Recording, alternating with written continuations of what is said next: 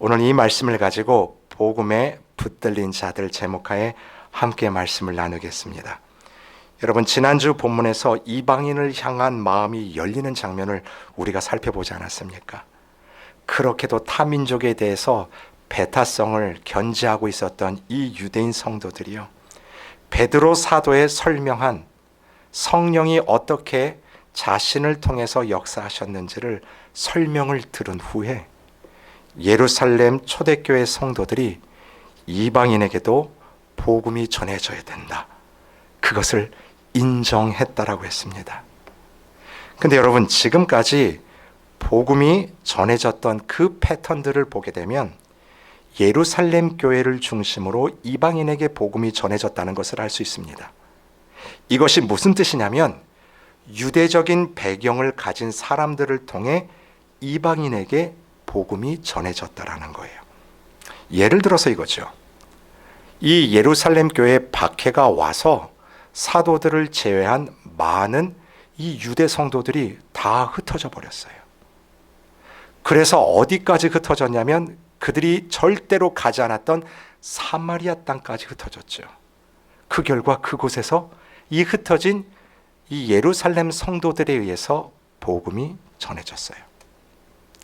여러분, 빌립이 누구냐면 이 예루살렘 교회 7명에 세워진 집사 중 한 명 아닙니까? 이 유대적 배경을 가진 이 집사를 통해서 에티오피아, 그것도 아프리카 내시에게 복음이 전해졌죠. 우리 지난주 말씀에서 살펴봤듯이 유대인 중에 유대인이라고 했던 베드로 사도를 통해서 로마에서 파견된 군인이었던 고넬료가 세례를 받지 않습니까? 다 유대적 배경을 통해서, 그 배경을 가지고 있는 사람들을 통해 이 복음이 전해졌습니다. 자, 그런데 오늘 본문은 드디어 그 유대적 배경이 아닌 이방인의 배경을 가진 사람들을 통해서, 그것도 이방인에게 복음이 전해지는 정말 중요한 복음의 확장이 드러나는 장이 오늘 저와 여러분이 읽은 이 본문이에요. 여러분, 19절을 한번 보십시오. 제가 한번 읽어드릴게요. 한번 19절을 잘 보세요. 그때에 스데반의 일로 일어난 환난으로 말미암아 흩어진 자들이, 자, 이 자들이 누구냐면 예루살렘 교회 성도들 아닙니까? 그들이 교회에 환난이 있어서 정든 고향에 살 수 없어서 떠났어요. 근데 어디까지 가냐면 베니게와 구브로와 안디옥까지 이르렀다. 여기서 말하는 베니게, 구브로, 안디옥은 이 예루살렘 중심으로 북쪽에 있는 땅들이에요. 그러니까 베니게는 지금 레바논을 말하는 거고, 이 구브로는 당시에 터키의 영에 있었던, 지금으로는 사이프러스 섬이에요. 그리고 안디옥도 터키에 있는 땅입니다. 그러니까 이게 예루살렘 땅이 아닌 이방인 땅을 말하는 거예요. 자, 이들이 흩어져서 그 땅까지 올라갔는데 그 다음 보세요. 구브로와 안디옥까지 이르러 누구에게만 말씀을 전해요? 유대인들에게만 말씀을 전했다라는 거예요. 여전히 그곳까지 흩어졌지만 여전히 유대인들에게만 복음이 전해지고 있는 이 상황을 누가가 이야기를 합니다. 그런데 20절은 다 같이 읽겠습니다. 20절입니다. 시작. 그 중에 구브로와 구레네 몇 사람이 안디옥에 이르러 헬라인에게도 말하여 주 예수를 전파하니. 여기 잘 보세요. 그 중에, 이 말이 뭐냐면 복음을 그 땅 안디옥에서 막 전하는 사람들 중에 보니까 구브로와 구레네 몇 사람이 안디옥에 왔다라는 거예요. 이게 어떤 의미냐면 복음을 전하는 사람들을 보니까 예루살렘에서 흩어져 복음을 전하는 사람뿐만 아니라 이미 구브로에 흩어졌던 사람들, 이미 이 구레네에서 살던 출신의 사람들이 이 안디옥까지 올라왔더라는 거죠. 여러분, 이 구레네는 어디냐면 아까 전에 말씀드렸던 예루살렘을 중심으로 북쪽에 있던 땅이 아니에요. 이 구레네는 지금으로 하면 예루살렘으로부터 서쪽에 떨어져 있는 북아프리카 리비아 땅이에요. 이들이 예루살렘 출신이 아닌, 유대적 배경이 아닌, 이들이 누구냐면 이미 그 이방 땅에 살고 있었던 이민 2세들 그리고 이민 3세들이라는 것입니다. 여러분, 자기가 태어난 그 나라의 문화와 언어와 환경이 더 익숙한 이민 2세, 3세들입니다. 우리가 이것은 미국 땅에 살기 때문에 너무나 잘 알아요.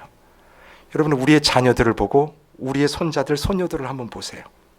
아무리 코리안 아메리칸이라고 얘기를 하지만 여러분, 우리 자녀들 그리고 그 세대가 하나 더 넘어가서 3세대, 4세대 그렇게 가버리면 한국 정서보다는 자기가 태어난 이 미국 땅의 언어, 문화 그리고 모든 것들이 여기에 맞춰져 있지 않습니까? 바로 이거예요. 구브로와 구레네에서 올라온 이 이방인의 배경을 가지고 있던 유대인들이 드디어 예루살렘도 아니에요. 어디예요? 안디옥, 거기에서 이방인들을 향해서, 헬라인들을 향해서 오늘 복음을 전한다라는 거죠. 여러분, 그 결과 최초로 안디옥에 생긴 이방인으로 인해서 생긴 최초의 교회가 바로 안디옥 교회예요. 그 안디옥 교회가 이름도 없는 무명의 성도들의 그들의 헌신에 의해서 이 안디옥 교회가 세워졌다라는 거죠. 여러분, 이 안디옥이 어떤 도시냐면 당시 로마가 점령하고 있던 도시 중에서 세 번째로 컸던 도시입니다. 첫 번째는 로마가 제일 컸고, 로마 도시가, 두 번째는 알렉산드리아가 컸고, 세 번째가 바로 이 안디옥이에요. 여기는 바닷가와 가까이 있는 도시였기 때문에 항구 도시라서 무역이 굉장히 성했던 도시입니다. 여러분, 아니 어떻게 이런 도시에서, 그것도 유대인들의 배경이 아닌 이방인의 배경을 가지고 있던 그 사람들을 통해 그것도 헬라인들에게 이 복음을 전할 수 있었을까요? 여러분, 오늘 이 사도행전을 적어가는 누가가 그 이유를 21절에 정확히 들고 있습니다. 21절을 같이 읽겠습니다. 시작. 주의 손이 그들과 함께 하심에 수많은 사람들이 믿고 주께 돌아오더라. 아멘. 보세요. 누구의 손이 그들과 함께 있어요? 주의 손이 이름도 없는 그 성도들과 함께 하심에 수많은 사람이 믿고 주께로 돌아왔다는 사실이에요. 여러분, 이것은요, 주님이 하시는 역사라는 것입니다. 주님만이 하시는 일이라는 거예요. 여러분, 우리가 이 하나님의 사역과 일하심을 믿기 때문에 나는 부족하지만 나의 입술을 열어서 예수님 믿으세요, 그렇게 할 수 있다라는 거지요. 내가 성격이 좋아가지고 나는 사람들에게 잘 다가가는 그 성격 때문에 복음을 잘 전하는 것이 절대로 아니라는 것입니다. 여러분, 고린도전서 3장 6절을 우리 앞에 PPT가 있는데 같이 한번 읽어보실까요? 시작. 나는 심었고 아볼로는 물을 주었으되 오직 하나님께서 자라나게 하셨나니. 아멘. 나는 물을 심었어요. 그리고 함께 있는 지체는 거기에 물까지 줬단 말이에요. 근데 여러분, 그 심겨진 씨앗과 물을 주은 그 씨앗들을 자라게 하시는 분이 누굽니까? 하나님, 살아계신 그분이라는 거예요. 자라나게 하실 뿐만 아니라 자라나게 하신 그 하나님께서 드디어 그 열매들까지도 맺게 하시는 신실한 하나님이에요. 여러분, 그것을 믿기 때문에 나는 어눌해요. 말주변도 없는 것 같아요. 살갑지 못한 그 성격을 가지고 있어도요, 주위에 복음이 필요한 자들과 복음이 필요한 환경들이 있다면 우리가 그것을 놓치지 않고 최선을 다해서 복음을 전할 수 있어야 된다는 것입니다. 여러분, 당시 안디옥에서 이방인 배경을 가진 자들이, 그것도 이방인들에게 복음을 전하는 게 쉬웠을까요? 아니요, 전혀 쉽지 않았을 거라고 생각을 합니다. 왜 그렇게 생각하냐면, 여러분, 지금 우리가 살고 있는 이 미국 땅에도 한번 생각해 보세요. 이 미국 땅이 어떻게 생겨난 나라냐면, 영국에서요, 그래도 신앙을 지켜보자고 청교도들이 와서 성경 가운데 세워진 나라가 바로 이 미국 땅 아닙니까? 근데 작금을 보세요. 무엇 하나 부족함이 없는 것 같이 그 살아온 자들에게 당신은 죄인입니다. 그 죄를 사하기 위해서는 이 땅 가운데 오신 메시아 예수 그리스도를 믿어야 됩니다. 그 예수님이 하나님께 나아가는 길입니다. 이 예수를 믿으십시오. 아무리 여러분 친한 사람에게도 이런 복음을 전하는 과정이 여러분 쉽던가요? 쉽지가 않습니다. 하물며 2000년 전, 그것도 안디옥이라는요, 로마의 점령하에 있어서 로마에게 잘 보이기 위해서 로마 사람들이 섬기는 그 신전들이 가득했던 안디옥과 로마의 풍습과 로마의 그 시민권을 따기 위해서 로마 사람처럼 살아가려고 하는 그 안디옥 사람들에게요, 주 예수 그리스도의 복음을 전하는 것, 이거는 절대로 쉬운 일이 아니라는 거예요. 그럼에도 사도행전을 기록하는 누가가 안디옥에서 벌어지는 복음의 확장을 무엇으로 정의했냐면 주의 손이 그들과 함께 하심이라. 여러분, 이 말씀을 우리도 그대로 받아 복음을 전할 수 있기를 바랍니다. 그래서 필요하면 만나세요. 우리가 교제도 하고 최선을 다해서 씨를 뿌리고 물을 주는 거예요. 거기까지가 우리가 최선을 다해 해야 될 일이고, 그 다음에는요, 하나님께 맡깁니다. 자라게 하시고 열매를 허락하여 주시옵소서. 여러분, 이 복음의 확장이 그 안디옥 땅에 막 일어난다는 소문이 어디까지 들렸냐면 이 예루살렘 교회까지 들려진 겁니다. 그랬더니 예루살렘 교회에서요, 야, 이게 도대체 무슨 일일까? 거기는 안디옥인데 어떻게 해서 이런 역사들이 일어날까? 너무 놀란 거예요. 그래서 예루살렘 교회에서 무엇을 결정하냐면 한 사람을 보내서 그 일이 어떻게 됐는지 살펴보자. 그래서 보낸 사람이 누구냐면 22절입니다. 같이 한번 읽겠습니다. 시작. 예루살렘 교회가 이 사람들의 소문을 듣고 바나바를 안디옥까지 보내니. 자, 바나바가 나오죠. 여러분, 이미 우리는 바나바가 누군지 알았어요. 바나바는 사람 이름이 아니라고 했습니다. 이건 그때 사람들이 불렸던 별명이라고 그랬어요.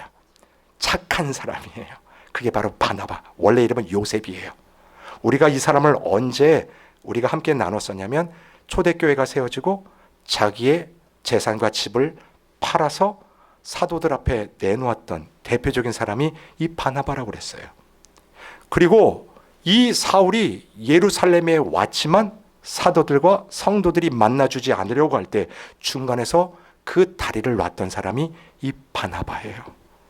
그러니까 교회가 그걸 안 거예요. 그래서 누구를 보내냐면, 야, 바나바를 우리가 그 땅 가운데 보내자. 그래서 바나바가 거기를 갔거든요. 그랬더니 어떤 일이 일어나냐면 23절도 같이 했습니다. 시작. 그가 이르러 하나님의 은혜를 보고 기뻐하여 모든 사람에게 굳건한 마음으로 주와 함께 머물러 있으라 고나니. 여러분 보세요. 그가 거기에 이르렀더니 하나님의 은혜를 뭐 했어요? 보고 기뻐했다라는 거예요. 여러분, 바로 이겁니다. 우리가 하나님의 은혜를 눈으로 볼 수 있다? 없다? 눈으로 볼 수 있다라는 거예요. 하나님께서 어떻게 그 사역들을 이뤄나가시는지를 우리가 눈으로 경험할 수 있다라는 뜻입니다. 단지 말씀 속에 담겨진 글자로서의 말씀이 아니라 그 말씀이 오늘도 살아 움직이며 그 말씀이 필요한 곳곳마다 하나님 그분께서 작용하시고 일하시는 하나님의 일하심을 우리가 눈으로 보는 것입니다. 그걸 지금 누가 봤냐면 바나바가 본 거예요. 이방인들의 복음, 이방인들이 복음을 듣고 주께로 돌아오는 장면이 예루살렘에서만 있는 것이 아니었다. 3,000명, 5,000명 예루살렘에서만 벌어진 역사가 아니라 이 안디옥에서도 인간의 방법으로는 도저히 설명이 되지 않게, 그렇기 때문에 이거는 하나님께서 하신 일이다. 이거는 하나님만이 하실 수 있는 일이다. 그거를 인정할 수밖에 없고 그 일을 바나바가 눈으로 보고 너무나 기뻐했다라는 거지요. 사랑하는 성도 여러분, 저와 여러분의 삶 속에서도 이러한 기쁨이 넘쳐나기를 소망합니다. 내가 할 수 없는 일들을 하나님께서 막 풀어가시고, 막힌 줄 알았던 그 길이었는데 참 실망하고 어려웠는데, 아니 어느 순간 다른 길을 내시고 나를 계속 그 길로 몰아가시고 이끌어 가시는 거예요. 정말이지 이것이 예수 그리스도를 믿는 우리 성도들의 고백과 증언이 아닐까 싶습니다. 여러분, 때로는요, 우리 삶에 이해할 수 없는 일들이 벌어질 때가 참 많지 않습니까? 여러분의 삶은 한번 생각해 보십시오. 아니, 왜 하나님께서 이런 방법으로 인도하실까? 나는 하나님 앞에 이 방법을 간구했고, 나는 하나님 앞에 이 시간을 기도하고, 내가 바라는 이 시간과 뜻이 이루어지기를 하나님 앞에 매달려 기도했는데요, 그것들이 이루어지지 않는 수많은 일들을 우리가 경험하지 않습니까? 그것 때문에 의심했고, 그것 때문에 이게 맞는 길일까 수많은 고민하지 않았습니까? 그럼에도 오늘 본문이 말하는 것처럼 바나바가 부인할 수 없는 그 역사들을 보고 기뻐할 수밖에 없는 그 하나님의 일하심을 저와 여러분이 믿는다면, 오늘 우리는 이 시간 이 고백을 주님 앞에 드릴 수 있어요. 어떤 고백이냐면, 저와 여러분에게 일어난 어떤 일도요, 그것이 기쁨의 일이든, 그것이 고난의 일이든, 그것이 아픔의 일이든, 그 어떤 일도 하나님의 선하심과 궁극적으로 복 주시려는 약속에서 벗어난 것이 전혀 없다라는 거예요. 그래서 그것이 누가 하시는 일이에요? 하나님만이 하시는 일이에요. 그러니 그 하나님만을 우리가 굳게 붙잡고 주님 앞에 나아가는 것 아닙니까? 그래서 바나바가요, 그 하나님께서 일하시는 역사들을 보고 기뻐하며 그 이방인 안디옥 교회 성도들에게 다른 것 붙잡지 말고 하나님만 굳게 붙잡으십시오, 그 권면을 오늘 이 본문에서 드리고 있는 것 봅니다. 여러분, 바나바가요, 이 주님을 끝까지 붙잡을 때 성령께서 주시는 지혜가 있었어요. 어떤 지혜를 주셨냐면, 한 사람 생각나게 하는 지혜를 주셨습니다. 여러분, 우리 25절과 26절입니다.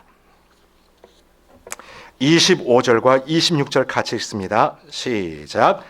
바나바가 사울을 찾으러 다소에 가서 만나매 안디옥에 데리고 와서 둘이 교회에 1년간 모여 있어 큰 무리를 가르쳤고, 제자들이 안디옥에서 비로소 그리스도인이라 일컬음을 받게 되었더라.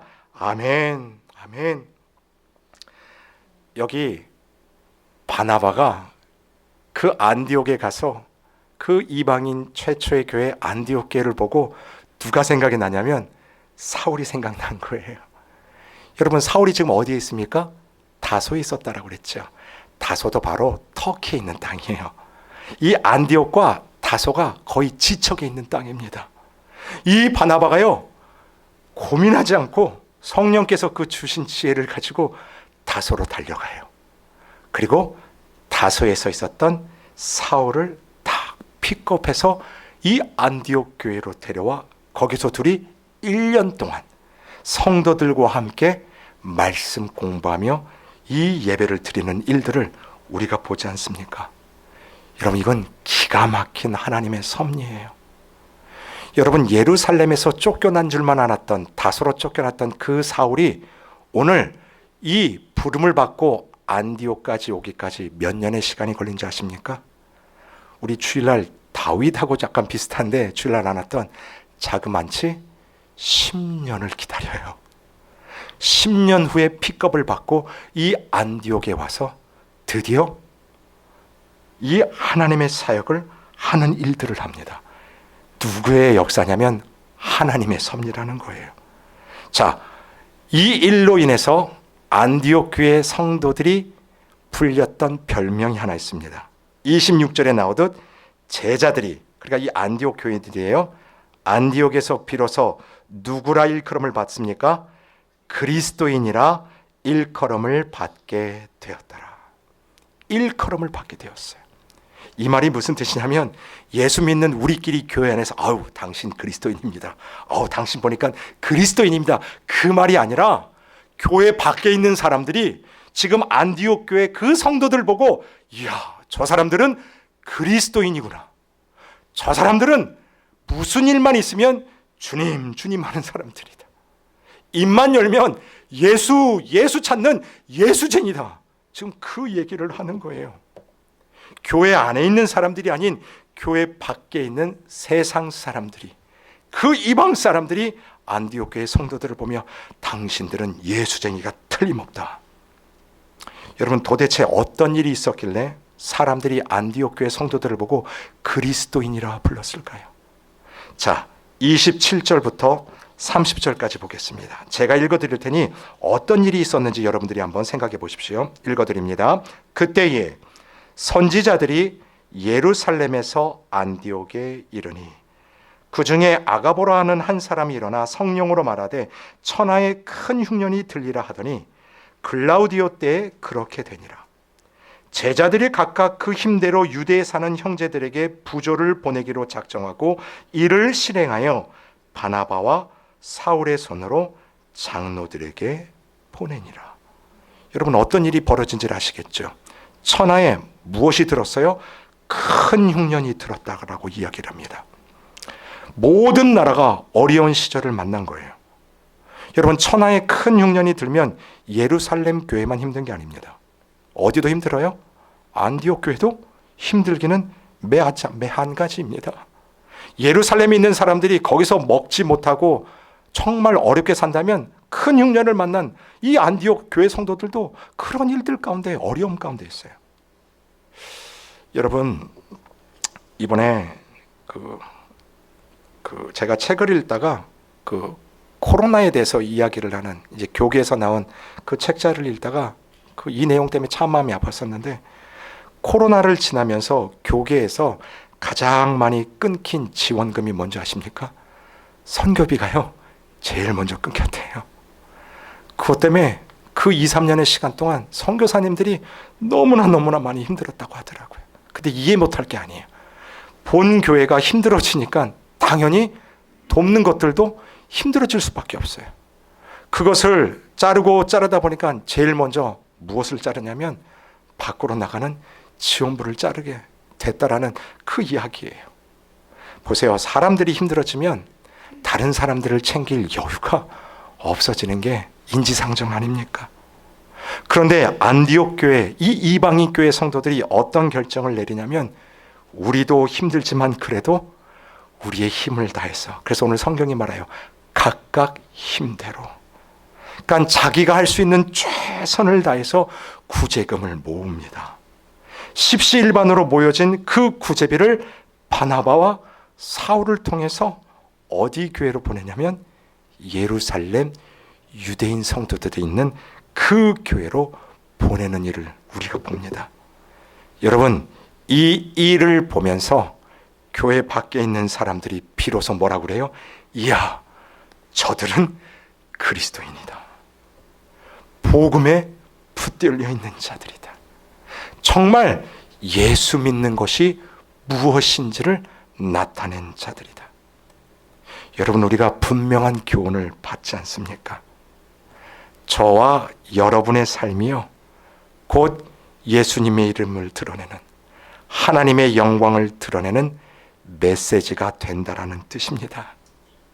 예수님의 말씀을 단순히 듣는 것으로 끝나는 것을 넘어서 삶의 현장에서 그리스도를 드러내는 실천적인 사랑의 모습, 그것 때문에 세상이 우리를 보고 저들이 그리스도인으로 인식하기를 시작했다라는 거예요.